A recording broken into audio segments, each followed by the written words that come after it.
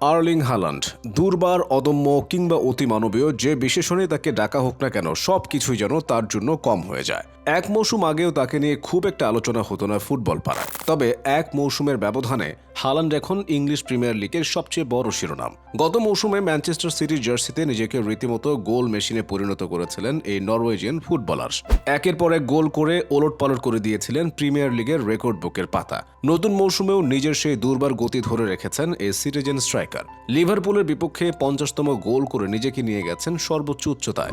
গত মৌসুমে 36 গোল করে প্রিমিয়ার লিগের এক মৌসুমে সর্বোচ্চ গোলের রেকর্ড নিয়ে সিজন শেষ করেছিলেন হালান্ড। ইপিএলে অর্ধশত গোলের মাইলফলক স্পর্শ করতে আর মাত্র 14টা গোল দরকার ছিল তার। নতুন মৌসুমে এই মাইলফলক হালান্ড স্পর্শ করবেন এমনটা অনুমান করাই ছিল, তবে তা কততম ম্যাচে এসে করেন সেটাই ছিল জানার অপেক্ষা। অবশেষে প্রিমিয়ার লিগে নিজের 48তম ম্যাচে খেলতে নেমে দ্রুততম অর্ধশত গোলের রেকর্ডটি নিজের করে নিলেন আর্লিং হালান্ড। ইপিএলে এতদিন দ্রুততম 50 গোলের কথা উঠলে উচ্চারিত হতো ইংলিশ ফুটবলার অ্যান্ড্রু কোলের নাম। 1995 সালে ম্যানচেস্টার ইউনাইটেডের হয়ে প্রিমিয়ার লিগে দ্রুততম 50 গোলের রেকর্ড গড়েছিলেন অ্যান্ড্রু কোল। এই রেকর্ডটি গড়তে তাকে খেলতে হয়েছিল 65টি ম্যাচ। তার চেয়ে 17 ম্যাচ কম খেলেই 28 বছর পর কোলের এই রেকর্ডটি ভেঙে দিলেন নরওয়েজিয়ান ইয়াংস্টার হালান্ড। শুধু ম্যাচ সংখ্যায় নয়, বয়সের হিসাবেও এই অর্জনে কোলকে পেছনে ফেলেছেন নরওয়ের এই গতিময় ফুটবলার। অর্ধশত গোলের রেকর্ডটি স্পর্শ করার সময় অ্যান্ড্রু কোলের বয়স হয়েছিল 23 বছর 5 মাস। তার চেয়ে 1 মাস কম অর্থাৎ 23 বছর 4 মাস বয়সে এই কীর্তিটি নিজের নামে লিখে নিয়েছেন হালান্ড।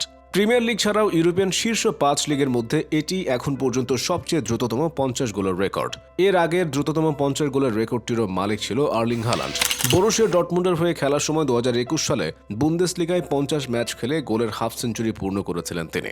সেটিই ছিল এতদিন ইউরোপিয়ান শীর্ষ 5 লিগের মধ্যে দ্রুততম।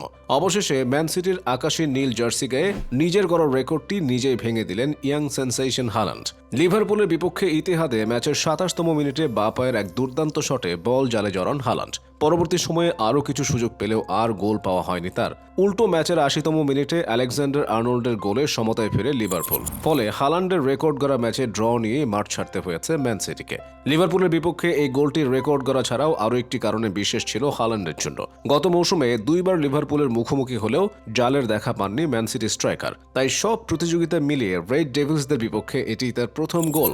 50তম গোলের রেকর্ড ভেঙে দেওয়ার পর হালান্ডের লক্ষ্য এখন দ্রুততম 100 গোলের মাইল ফলকে নিজের নাম খোদাই করে নেওয়া। ইপিএলে বর্তমানে দ্রুততম গোলের সেঞ্চুরি রেকর্ডটি দখল করে আছেন ইংলিশ ফুটবলার অ্যালন শিয়ারের। 100তম গোলটি করতে তার সময় লেগেছিল 124 ম্যাচ। মাত্র 48 ম্যাচে অর্ধশত গোলের মাইলফলক স্পর্শ করে নেওয়া হালান্ড শিয়ারের রেকর্ডটি ভেঙে দিতে সময় পাবেন আরও 78 ম্যাচ। যে গতিতে হালান্ড এখন ছুটে চলেছেন তাতে দ্রুততম গোলের সেঞ্চুরির রেকর্ডটিও খুব দ্রুতই ভেঙে দিতে পারেন এই ইয়াং সুপারস্টার।